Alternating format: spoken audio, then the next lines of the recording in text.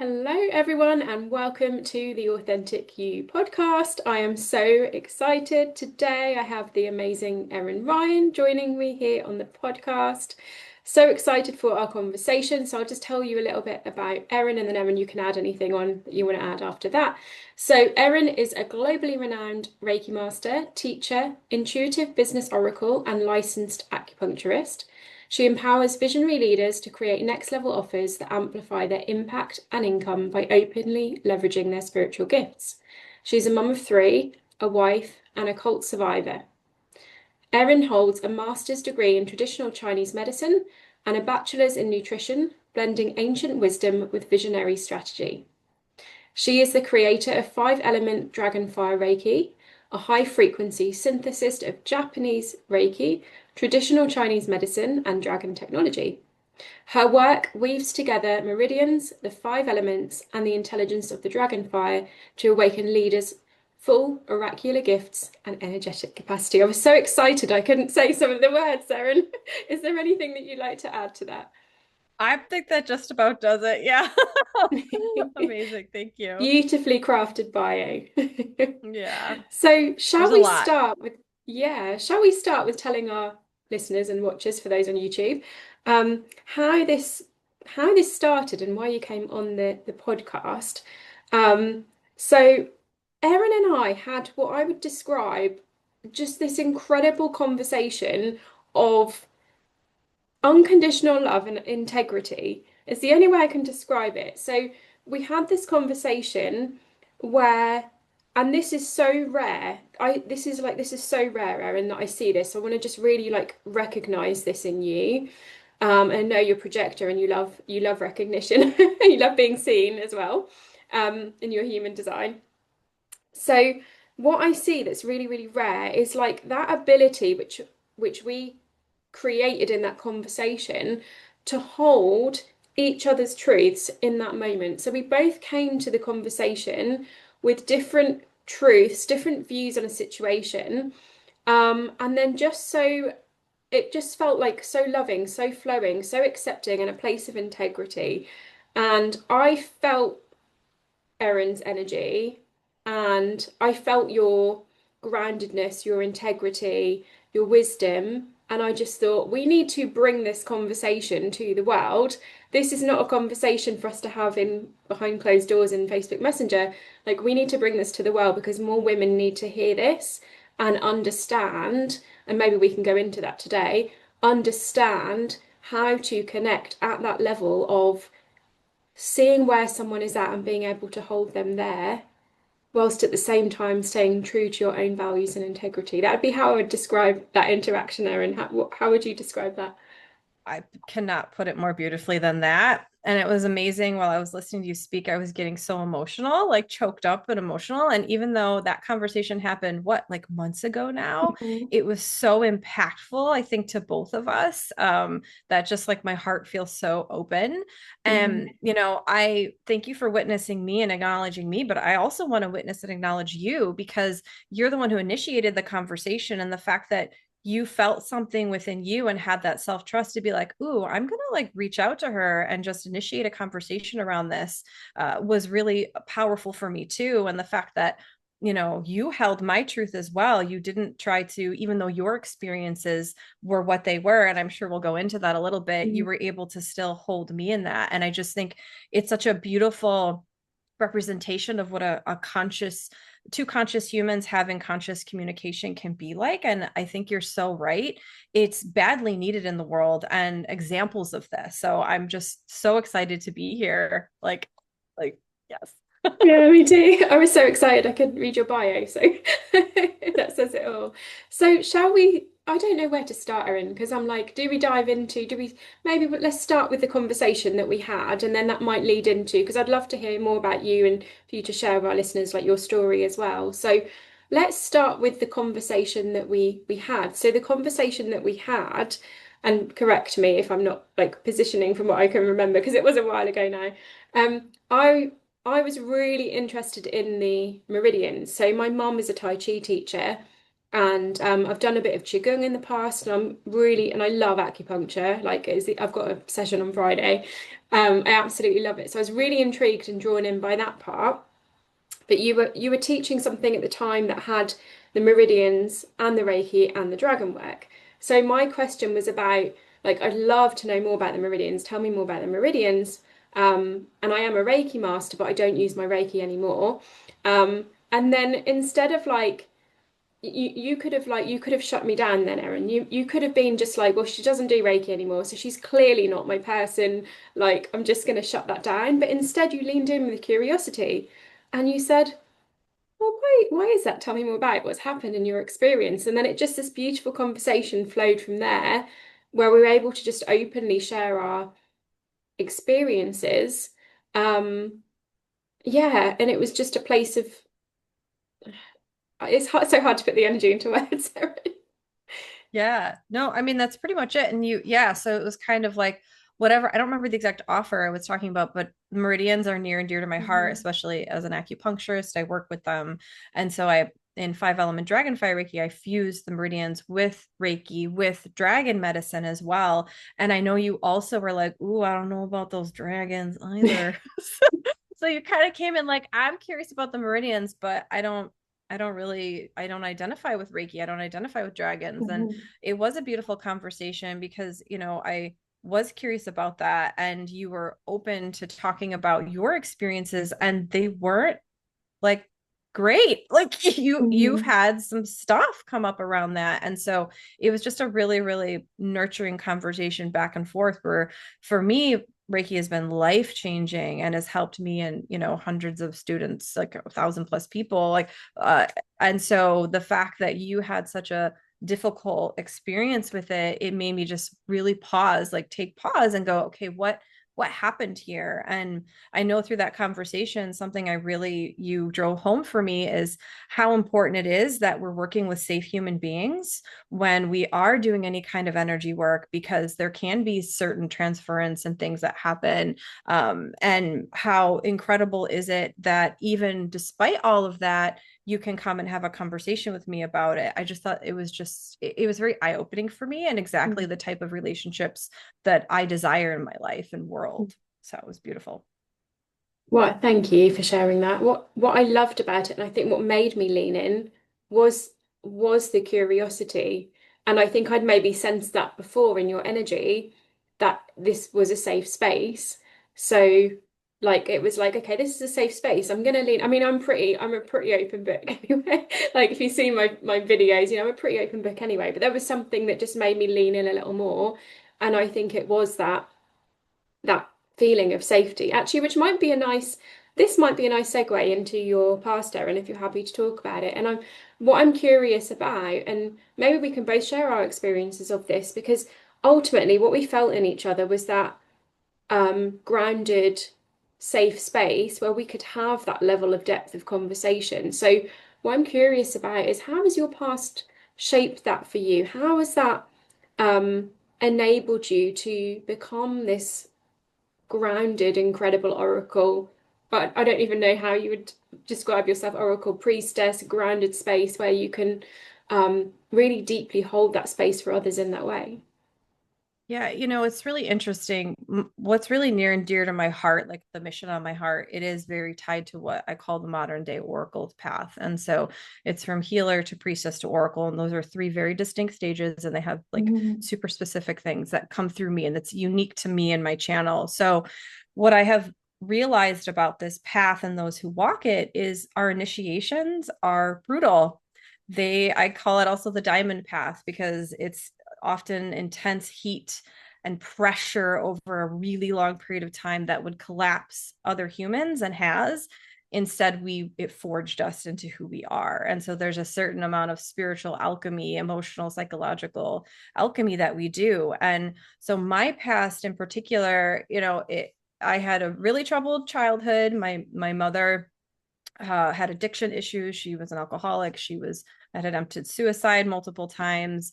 So she had a lot of abuse in her life growing up. And so I sort of had secondhand exposure to that at a very young age. And then my parents divorced. She moved out. It was four of us kids. She stayed with my dad. We all stayed with my dad. She moved out. And it was at that point that I really was very, very vulnerable and ended up later on in life ending up in a cult. So I didn't know that I was in a cult.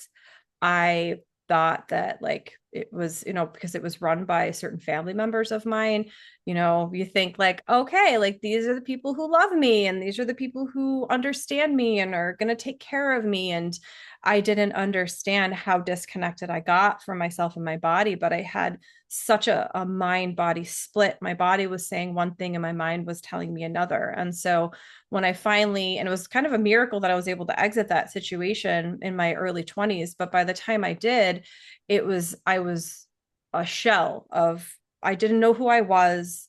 I had been gaslit to the point where I really thought when I left this cult that I was going to get struck down by lightning, like, and die. Like, I actually had that cognitive thought, which is just mind blowing to me. And it's not that they ever said it to me. They never, were like, but they had instilled so much fear into me and into my body and into my mind. It was like, it was everywhere.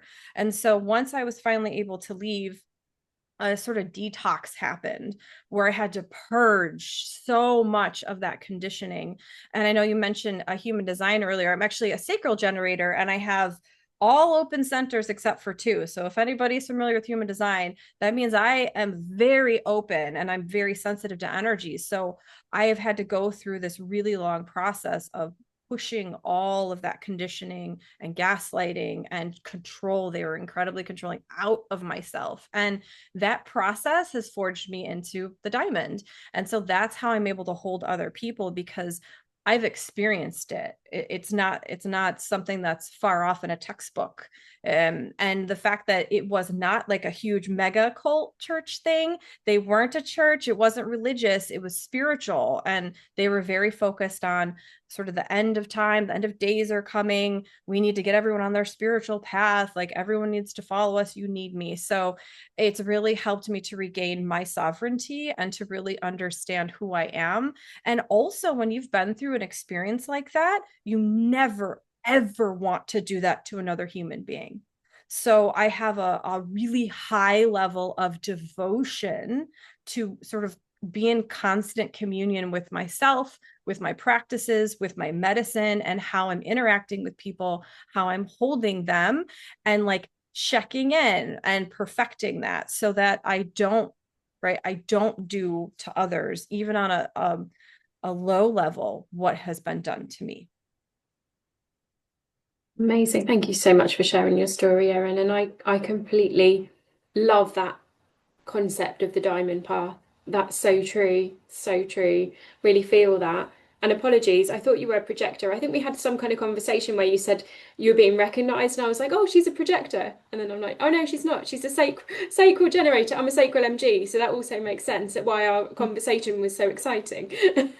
Yeah, I think we both have. I'm a 6-2 sacral generator. I think we had one of our lines is the same or something. Yeah, the Yeah, sixth line we both the have. sixth line of the role model. Yeah, Okay, which makes cool. Yeah. sense, right? Yeah.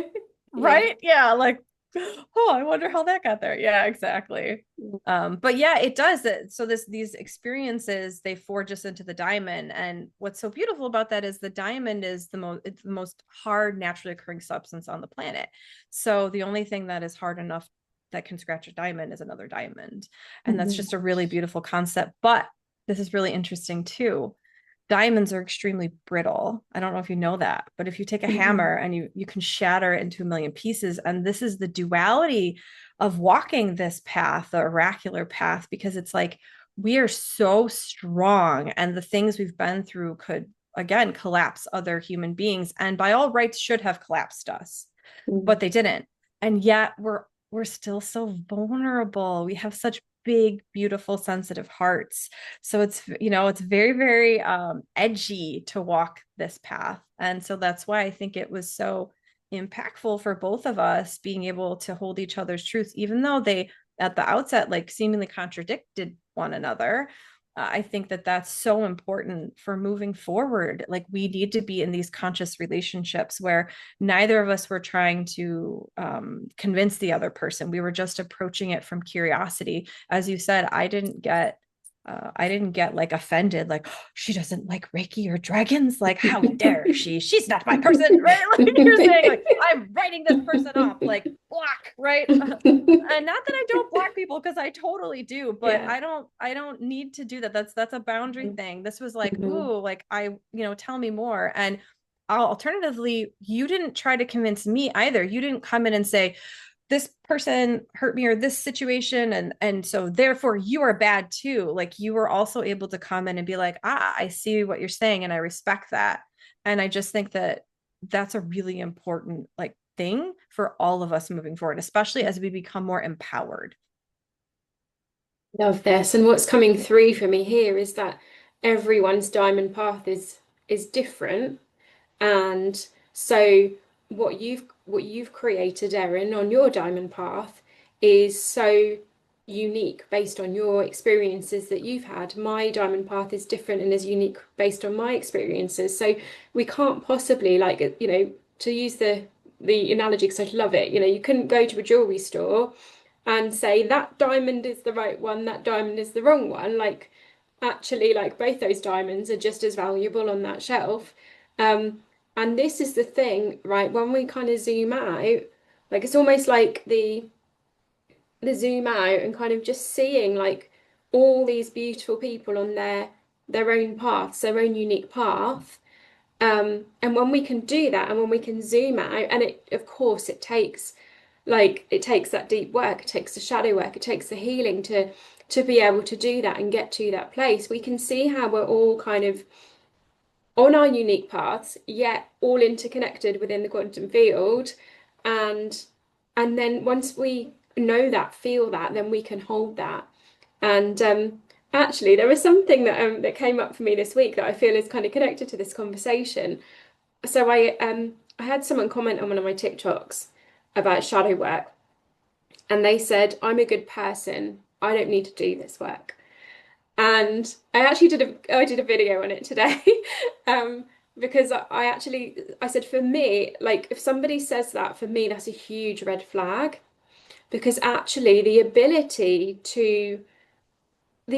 to ask that question to ourselves. I mean, the likelihood is because I think Carl Jung said like it's better to be whole than good. Like I'm sure we all know. I'm sure our listeners have heard heard that phrase. Um, the likelihood is that people are good people, right? But are you actually willing to ask that question and delve into that shadow side and like go in there, see what's in there? Because actually, the subconscious is running 95% of the show. I can't think where I was going with this, but I felt like it was really topical this week because that to me was like, oh, red flag, because doing shadow work doesn't mean that someone's saying that you're not a good person. It's about getting in touch with all parts of yourself, the light and the dark, and through that is where you find the light. And this is what I picked up in your energy as well, Erin, when we were initially speaking. I was like, I can feel that she's done this deep trauma work, shadow work, and that your light was so pure. Your light is so pure. Um, because you've done that work, because you've cleared those wounds from your field. So you are that pure, clear channel. That's what I was feeling. But I thought it was so timely with that comment coming through this week. That was, I don't need to do shadow work because I'm a good person. Like I'm saying, anyone that has to do shadow work isn't a good person. Like Oh my God. Isn't it amazing how much information you can get in such a short amount of time from people when you Mm, like have done this work and walked this path? Like that's terrifying. They said that because the level of unconsciousness, and I'm not like, this isn't a judgment on them. This is a mm, really like, if you're not willing, first of all, saying, well, I'm a good person, I don't need to do this, that is so problematic because good and bad is judgment based. Like right there, we're already in conclusion, we're already in judgment, we're already in black and white thinking where there's no color, there's no gray, there's no in between. It's either you're in or you're out. You're on my side or you're not. And that is first perpetuated on self, like I'm a good person or I need to be a good person or I want to be a good person. It's like, of course we all do, but at the same time, it's like you're self-persecuting that. And then to say, because I'm good, I don't have to do shadow work, will keep you from actually being whole and complete, which is exactly what you're talking about. Because shadow work is about meeting the parts of ourselves, as you know, that are repressed and rejected. So if you're a good person, you're doing shadow, you know what I mean? Mhm. Like a whole Yeah. person, if we redefine it, you are committed to doing shadow work. And I hear like this wants to come through too, because as you know, like I channel as well. Um, one can get stuck in shadow work, right? You can do the loop de loop Mhm. and keep yourself from truly living because you're spending so much time healing or integrating. And so that's absolutely a thing, especially in the spiritual community. I see that a lot, especially in a lot of my clients who are more oracular in nature, right? They're psychic, they're intuitive, they have healing abilities, they can feel into the, you know, subtler realms and energies and frequencies. They have a hard time distilling that into their leadership and being able to take action and move forward in an aligned way. So you can get stuck there, but to say like I don't need to do that at all anymore is to me like somebody saying, well, I ate really well yesterday, so I Mhm. don't need to eat again today or tomorrow, in fact. And so it's just them clearly not understand. Maybe they don't even understand what shadow work is, because these are, you know, these are terms that people do have different definitions for. You and I clearly have the same though, right? Going back to Mhm. Carl Jung and the archetypes and all of that. So I think that there's a lot that can be said there. And so I'm committed to continuing to do my shadow work. And in fact, it's some of the most potent medicine that I do for myself and my clients. I would completely agree. I have also been stuck in that healing cycle as well with it, where, I almost forgot I was in this interconnected quantum field where there's people around me that have free will. And it was like all on me. It was all my fault. If I did enough shadow work, perhaps the narcissists would leave my life. It's like it was that kind of layer. So that completely resonates with that, that stage as well that I feel a lot of women go into until they really kind of broaden out. It's like zooming out again, isn't it? And going, hang on, like the shadows, the wounds in me are just part of this. There's my boundaries, there's my energetic boundaries, there's my physical boundaries. And actually, like, let's zoom out and see the bigger picture. And yes, I will. So I did something the other day. I can give an actual real life example of this. I did this last week. There's a particular situation in my life at the moment that I'm getting quite impatient with, and I'm getting quite impatient with others. And I was like, right, let's look at this impatience. Where are the gifts in that impatience? And I was like, well, actually, I'm great on projects. I get shit done. Like, there's loads of gifts in there. So I was like, how can I lean into that gift side and actually like give that impatient part of me like a voice and an outlet? And I was like, okay, I can get like super organized in my work right now. I can create some graphics for my membership and I'm going to channel it all into that. And actually, what started to happen was like magical things, like women just started to jump into my membership out of nowhere, like this magical, because I'd sort of channeled the energy in. And then I was like much less. My partner said I was being a little waspy, so I was like much less waspy with her. That stopped, and like anyone else, like the waspiness turned off. And it was just in the moment. It was just like, okay, where's the stop? It was like, stop. What is this impatience telling me? What's the gift in there? And how do I lean into the gift side? Changed how I was in my week, changed my action, which is like the embodiment piece, right? Isn't it? And that was it. I didn't need to sit there hours journaling, burning paper. Like it was really I simple.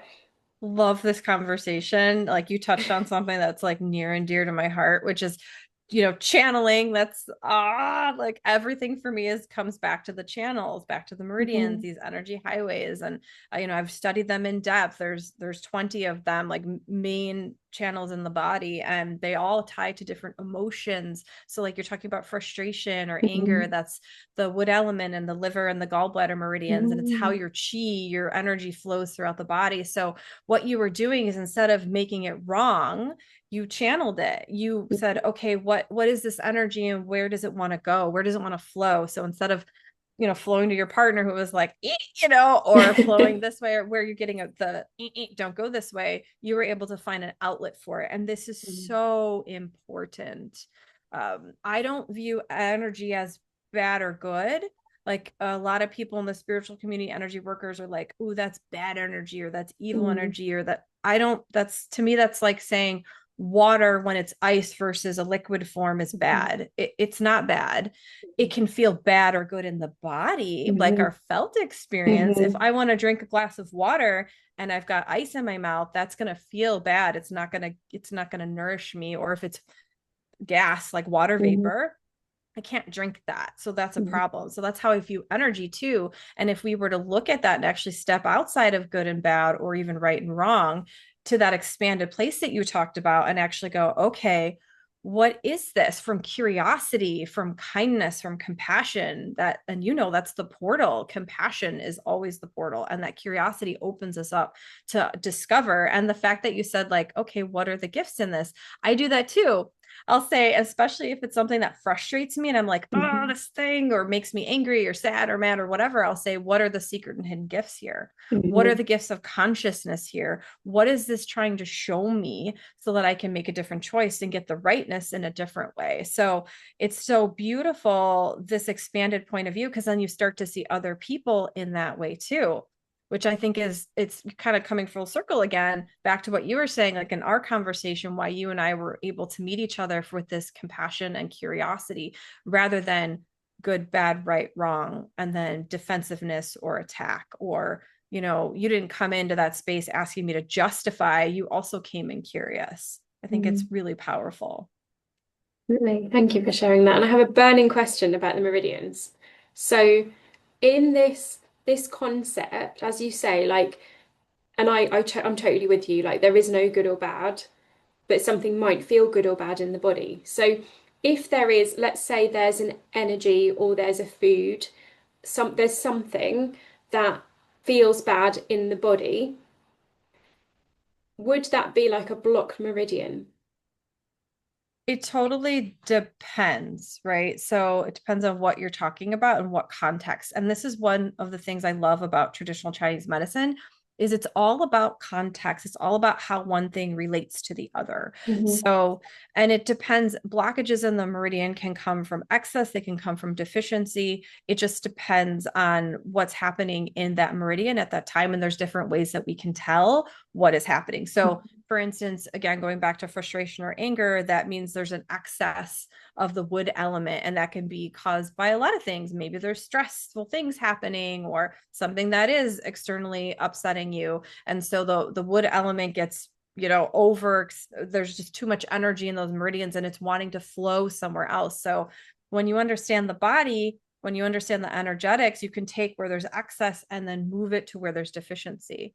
And so in this case, you took that excess energy and you channeled it into a new offer, which is one of my favorite things to do too. This creation energy, like that's so big. Like that's huge for me, is what are you creating and how are you creating it? I'm like obsessed with what my clients are creating. Like I want to know all about it. What are you doing? How are you doing it? And it's that process of channeling your divinity down, like that's connecting heaven and earth as these beautiful sacred offerings. So, and I love that when you tapped into that tap, then you were able to Hmm. flow it into that offer, and then people felt it and they're like, ooh, like what is Gemma doing over there? I want some of that. It's amazing to me. I have it Mm. to the point too with my offers where I literally will be thinking about an offer, and then I will have people come in asking about that offer, but they don't know. This is happening more and more. It happened this morning. I had somebody come in, she's like, listen, I don't know like if you're doing one-on-ones, but I have this offer, it's not selling. Can you help a girl out? And I was like, I'm literally creating and about to launch a new offer. It's a 1-day group intensive where we do an Mhm. offer upgrade. You pick one offer and you come in and I channel for you. I'm like, what? And then I had somebody else Amazing. drop in too. It's just wild. And then last month, same thing happened. I was literally writing out the offer and somebody dropped into my DMs and started talking to me about what was going on in her world. I haven't talked to her in months and months and months. And I was like, oh my God, this is for you. So this is what's possible when you're that connected. And I think it's, Hmm. everyone should have this. Like, I don't want this to be a secret, you know? Hmm. And it's the channels. It's the channels. Yeah. Working with your channels and understanding them and knowing you are a channel. That's where the magic is. And this, I feel, speaks to that path of the oracle as well. I'd love to delve a little bit more into that because it's so interesting because I work with three archetypes in my work as well. the pleasure queen, the shadow queen, and the quantum queen. So when you said that, I was like, oh my goodness, this is so in alignment. So can you tell me more about the healer, the priestess, and the oracle? Like how, if women are listening to this, how would they know that they're in? I mean, I guess it's kind of fluid anyway. At any given time, they could be in one or the other, or is it more of a fixed move through? How does that work? Yeah, I love that you said that. We are, I mean, when you're on the oracular path, you are all three all of the time, but it's where's your consciousness spending the majority of the time? Like where are you at? And so I'm at mostly the oracle stage by my definition of the oracle, but like I still go into wounded healer. I still have priestess stuff happening. And think of another name for the oracle would be like a high priestess. Hmm. Sometimes people get a little bit, especially people who have been initiated into a priestess lineage. This is not that. This is an archetype and it is specific to me. So just before I dive into a little bit more, I just want to like let everyone Hmm. know, like this Yeah. is not attached to any lineage. This Hmm. comes straight Hmm. from me through my channel. And so the healer is kind of the entry point of when I will work with people with say Reiki energy work. It's like, okay, I've been in what are you familiar with the Cartman drama triangle? Yes. Yeah, Okay, very of course you familiar. I are. talk about that a lot, actually. Okay, I was like, I feel like she definitely is. Yeah. Okay, that makes sense. So if we put it in context of the Cartman drama triangle, what is happening is you're spending a lot of time in that drama triangle as the Mhm. wounded healer. And so I break up the healer into wounded healer and conscious healer. So a lot of us, we have these gifts, we have these capacities, we have these enormous hearts. And what happens is other people siphon. They condition us to be good, quote unquote, to be giving. And actually, what they are conditioning us to do is be self sacrificing and to make sure that everyone eats before we eat at the dinner table, so to speak. And so what happens is we do that and we do it over and over again, and we become more and more depleted. We become more and more unhappy. We start to become resentful, angry, upset, frustrated, and then something has to give. And that's usually that point that suffering reaches a fever pitch. And then Mhm. it puts us into what maybe some would call the dark night of the soul, where your whole world tends to implode or pieces and parts of it. It's the tower card moment from the tarot where it's like, I cannot sustain this anymore. I am so unhappy. I did it the way that I was taught to do it. And I fucking hate this. Like, Mhm. stop. And then at that point, we start to transition from wounded healer, where we are the savior we are trying to be the savior for everyone in the Cartman drama triangle. Others come to us as victims, right? Help me, help me, help me. We're the savior. We're gonna rush in and we're gonna fix it for them, which usually leads to us, if they stay in our world long enough, us becoming the villain, which is the third role, as you know, in the drama triangle. People will turn on you, right? You Mhm. help, you pour everything into them, and then suddenly you're the bad guy, and you're like, I don't understand. I've given so much. So once you're tired of that, that's when conscious healing happens, where you go, enough, something has to change here. I know, we know that we're powerful. We've seen the way that we can support other people and help them. And now it's time for us to be nourished too. Now it's time for us to understand, how do I use these gifts and capacities in a way that works for me, that nourishes me? And so that's healer to conscious healer, is starting to go like, okay, I'm going to work with the energies. I'm going to work with my spiritual gifts. I'm going to do shadow work. I'm going to really look at the parts of me that I'm rejecting, that I'm still not in right relationship with. And I'm going to fucking change this. Like this stops now. So then the difference between the healer and the priestess is really one choice. It's one conscious choice. The healer has not yet necessarily committed to like, oh, this is who I am. I'm a spiritual being having a human experience. I am a healer and I'm on this path. The priestess has. The priestess says, I choose this. This is my path. No matter what, I am moving forward on my spiritual path towards spiritual truth, towards oneness. Like, let's go. And so that is how I define those two. Now, priestess to oracle, that's the whole thing. It's and most, to be honest with you, Gemma, will never reach oracle because it's so difficult. And if you think it was hard going from wounded healer to conscious healer to priestess, it's a whole nother level when you're going to oracle, because the priestess can still hide. she can still be, or he, right? Like, I'm hiding from the world. I'm not actually prioritizing myself as the channel, as a spiritual being. I do it over here. Yes, I'm committed to spiritual truth. Yes, I'm committed to moving forward, but doesn't necessarily have to take all of those really scary steps into leadership that the oracle does. Because one of the ways I define oracle is you are fully expressed, you are fully outed yourself. You are not, you can never go back into the broom closet, right? You are proclaiming to the world, this is who and what I am.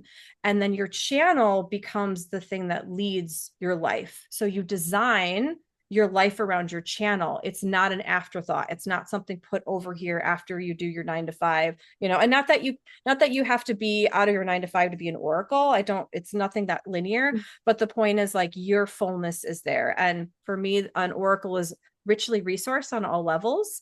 So you are supported. You have your support system in place, your community, so physically, right? It doesn't mean perfection. There's no such thing as perfection, but you are tending to yourself. You have emotional support. You have psychological support. You have financial support. All of these things are in place because the oracle needs to be spending the majority of his or her time channeling in her zone of genius or his zone of genius, bringing the codes and the medicine and the transmissions from the, Papa Sky or the divine or God or whatever you want to call it. And then the earth too. We're the ones who are deeply connected. And so it takes a lot of our resources and our energy and our time to be able to hold those frequencies as they come down through in the 20 channels and then come out.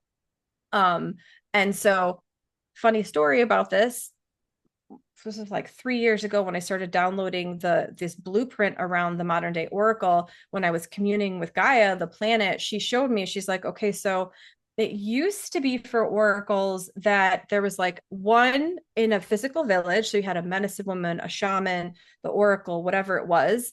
And she said that now what's happening and has been happening is instead of physical villages, a lot of us have digital villages or businesses.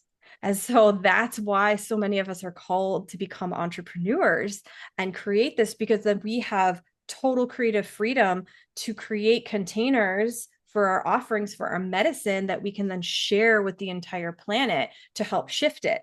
And it's like amazing to me because instead of ancient times where it was like, okay, here's the shaman, the medicine woman, the priestess, the oracle, where all of her necessities would be tended to by the village, right? They would maybe trade or take care of her day to day. Now it's like shifted where the villagers, quote unquote, give us money. And then our oracles, our other sisters and brothers who are on this path, we support each other in community. So I think that's why this was so important and impactful for you and I when we came together in this conversation, because that's what I think was happening is like, oh my gosh, like I can meet my power can be met with your power. And it's so balanced and so mutually nourishing. It's making me emotional. It's actually making me emotional, Erin. And you answered one of the questions I was going to ask, which was about the um, like ancient times of the oracle. And what you said in there, definitely a past version of myself needed to hear, which was the permission. Like, the priority is the channel. Like everything, like you say, is that channel is supported. You are supported in that channel, which of course, like in moving through those stages, of course, you need to see and support yourself and actually fully remove yourself from that triangle and probably multiple triangles throughout your life. But yeah, the permission in that, like if I could have gone back 5 years ago and said those words that you said to me 5 years ago and been like, look, to be an oracle, you 100% you need to put yourself first. You need to leave this relationship. You need to like set these boundaries, cut these people out of your life. Like here's the work and the steps that this is going to take. Because I always felt like, and I think so many women listening to this will resonate, I always felt like there was that bit of me that was like, I know I need a really peaceful, still, nourishing life to do this work. Like I know I need that. And then there was this other part of me that was like, back to the shadow work again, this other part kind of making it wrong. And like, no, no, no, like everyone hustles, everyone's in burnout. Like you should be able to just do this. You should be able to just, go to the pub and drink alcohol and then come home and just, get into your channel because like, these other people are doing that. And this other part of me was like, no, no, I desire peace, I desire stillness. And over the last 2 years, I've manifested these incredible places where I go and house sit and look after people's pets. And they have there was one which I have talked about on a previous there was one that was like extremely dark, but that was a gift in itself. But the other ones have been these incredible spaces, and it's exactly that. It was like, yeah, this is that time, that nourishment, that space. Um, and that those two parts that were kind of in, and I think so many women listening to this will resonate with this and needed to hear those words that you've said, Erin. Like those two parts are kind of in conflict with each other, aren't they? Until this part just gets stronger and stronger and stronger, and then you're just it, and you're just living that life. And it's just, for me now, it's just simple. It's like body, yes, no. As I shared with Erin before we came on the podcast, I actually had a podcast guest last week who I cancelled because everything in my body was just like, it's not right now. And I had to have forgiveness for that past version of myself that made that decision, because we don't always, I mean, sometimes we know and our body does know like what's on that future, timeline for us when we make that decision. But also we have to give ourselves grace that sometimes we quantum leap and we shift, and things aren't always right. And I'm going off on a tangent, but basically to bring it back, like it is that almost that permission slip, isn't it? And um, I know, like, probably this started, I'd say the first, like, I just want to celebrate like all the people in our lives that also give the permission slip as well, because I've got a friend who you know as well, Erin, and about 8 years ago, she was a permission slip for me when I was in my corporate job. And it was just her, she was the one kind of lighthouse in the fog with everyone else, you must push harder, you must hustle harder. She was the one kind of lighthouse who kind of went to me, really? Do you really think it has to be this way? Could you not push back a bit on that and rest? Like she was that, like just that little voice that I needed to hear, and that was the start of that for me. So I think so many women just need that permission and more stories like you've shared, Erin, and the way you've shared it with those three archetypes is so easily digestible to go, oh yeah, that's where, and that's why, and this is why this is so important. So thank you for sharing that. Yeah, absolutely. It when I channeled that, it meant a lot to me because it brought me clarity. And that's what I love about this work is we are co-creating with other energies, with the divine, with the terrestrial, the planet, the earth and the divine. And I think it's so powerful. And yeah, we live in a culture and it's all over the world. I'm in the US, you're across seas, like it's Mhm. everywhere. And it's this toxic productivity. And so one of the huge things for the priestess, yes, the healer, but especially the priestess transitioning to oracle, is to detox a lot of shame because we require a tremendous amount of space and we actually require to be in luxury. And luxury is not necessarily, it can be, but it's not necessarily champagne baths and designer handbags. Like, that's not my thing. That's not Mhm. luxury to me. But luxury to me is eating yummy, nourishing foods, being in beautiful places, as much as it is, you know, in the middle of the day taking a nap with my 2-year-old. That's luxurious to me. Just my weekdays, I usually get to nap with her, or having my feet on the ground in a forest or my property where I have old trees, right? Like these things are luxurious to me, like the sensory sensations of them. And for you as the oracle, for me as the oracle, to be able to really truly gift to the higher harmonic of give take is gift receive. For us to be in the higher harmonic, we must be deeply nourished first. And when we see it like, oh my gosh, I'm stepping out of this idea that I have to self sacrifice. And in fact, me being deeply nourished, then my medicine becomes sacred as the gift of my overflow. And that is, it's a very edgy thing to do because as oracles, we are processing a tremendous amount of energy for the collective and not in a self-sacrificey way. But the truth is, when you clear your channels, when you do the integration work, when you do the shadow work, your capacity to hold and move energy it amplifies. And that's, you'll see that in your oracular gifts. You'll see the clairs, right? You'll see them amplify and open up more. And so being able to keep grounded and be able to move that amount of energy, we have to have a lot of supports in place, because otherwise we can actually get quite destabilized. So for us, going out to the pub and having, you know, a drink and then trying to channel after that, it's probably going to be disorienting, because we are such a finely tuned instrument. Like I think of like dogs, with they have superhuman hearing, like amazing hearing, and but that also means they're more sensitive. So we tend to be more sensitive to energy as well, because we have such a high sensational experience in our bodies. And by the way, I'm nothing against going out to the pub and having a drink. Just want to put that out there. Definitely fine to do that. It's just a matter of like balancing it out for you and what that looks like for you. So I just want to say no judgment. Yeah, no judgment. I Go love have that. fun too. I love that you touched on the luxury piece, because that's been huge for me, has been that actually it's not just what I desire, it's what I require and desire, is that peaceful stillness, nature, like even like I've been called a snob before, because like, oh, that's not, like the tea that I drink, or the the space that I'm in, like the aesthetic has to be right. And me being like fussy. That's like I feel the energy of aesthetics. I can walk in a room and I can smell energy. Like I've got this like weird smell thing that happens. Um and like I need it to be right. I need it to be right. And if it's not right, I'm out and I'm gone.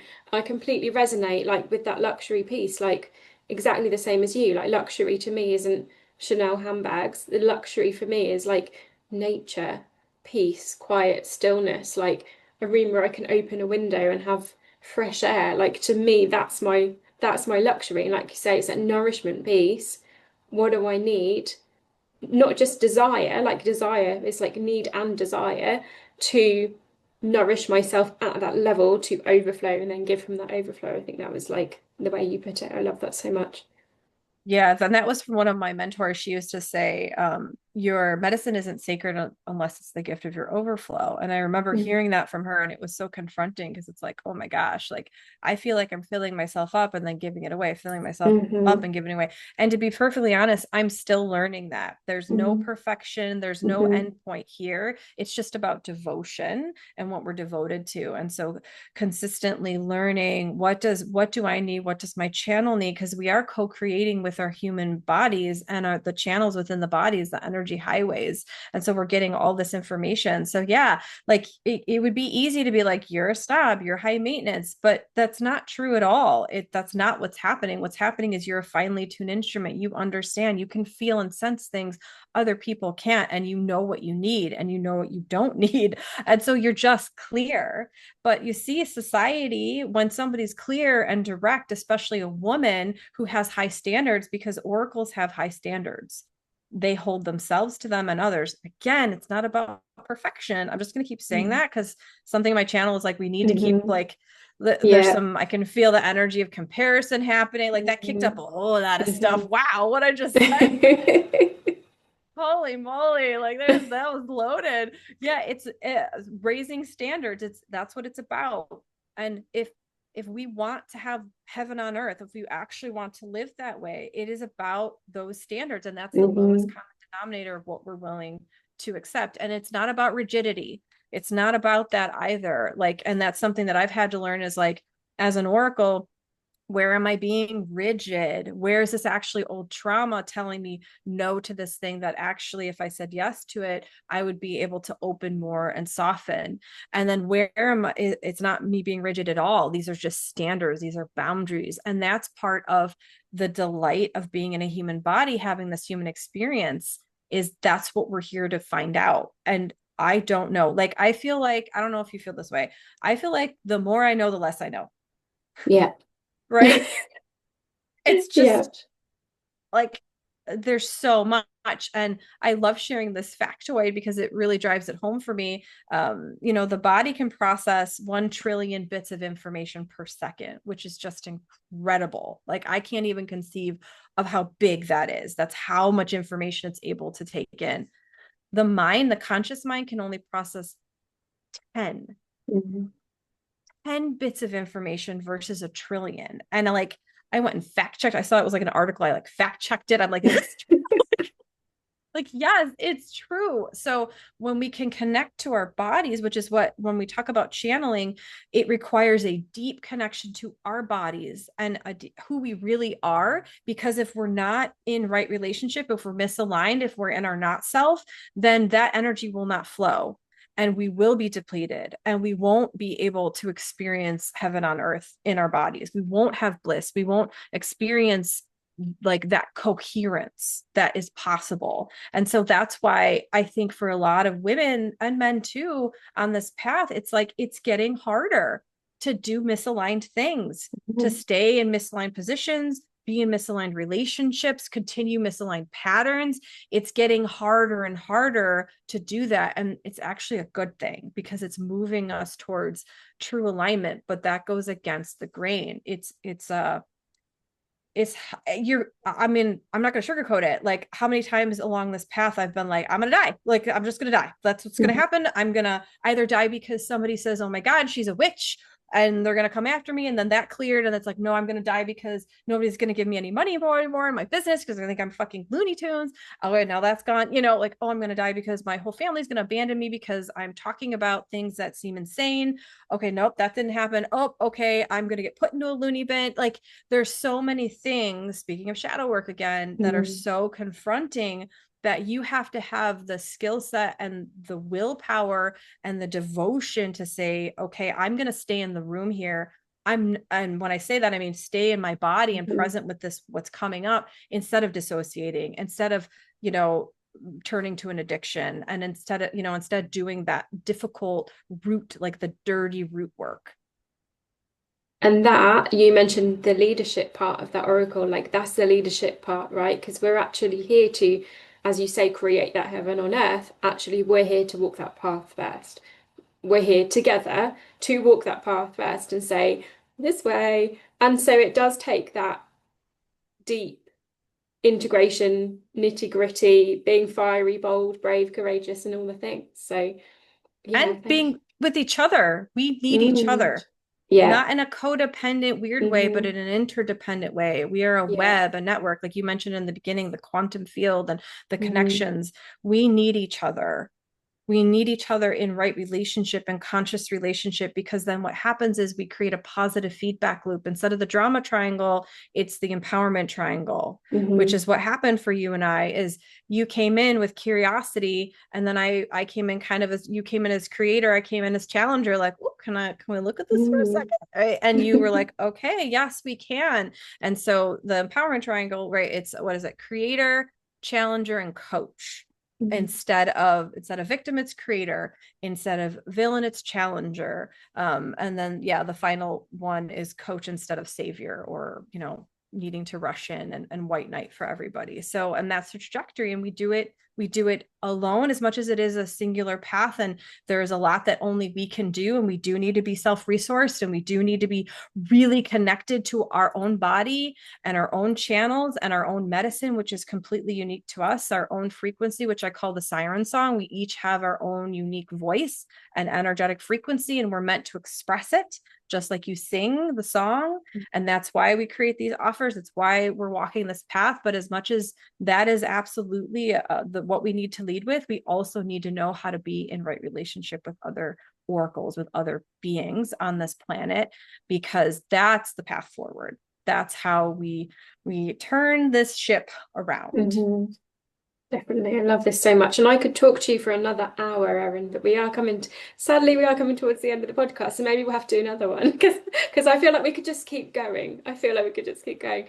So the question I always ask my guests, as this is the Authentic You podcast, is if you were to give one tip to listeners and watchers to be their most authentic selves, what would you say? I would say follow your pleasure, not empty pleasure, Mhm. your actual, what lights you up, what sparks you, what ignites you, what are you passionate about? Follow that. Like, devote yourself to understanding it more, follow the breadcrumbs, move towards it and with it. And it like cannot possibly steer you wrong. Oh, I love this so much, and they're so used to hearing this from me. So this is so in alignment. So thank you. That's amazing.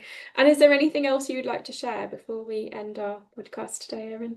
No, just thank you so much. Thank you for being you. Thank you for having me here. This has like been such a treat, and I'm just so excited to see what happens. Yeah. It's been such a treat for me as well. I've absolutely loved every second, just as I thought I would, because it was a full body Jess. So thank you so much for giving us your time, Erin. It's been amazing. And you look absolutely beautiful for those on video as well. If you're not on video, go look on the video and check out Erin's hair. It's amazing. Oh, yeah. Thank you. Yeah, I was telling before we hit record, like my 2-year-old, right? She's like, "Oh, pretty mermaid." The Got my mermaid siren, hair. the siren The energy, it's siren. coming through. Yeah. Yeah, totally. Awesome. Thank you. I love it. Well, I'll pop all of Erin's details in the show notes so you can get in touch with her after the podcast. And thank you so much again, Erin. It's been such a pleasure to have you and have this conversation. And maybe we'll do another one because I feel like we could just keep talking forever. Absolutely. Sounds amazing. Thanks, Erin. Bye. Take Take care. care.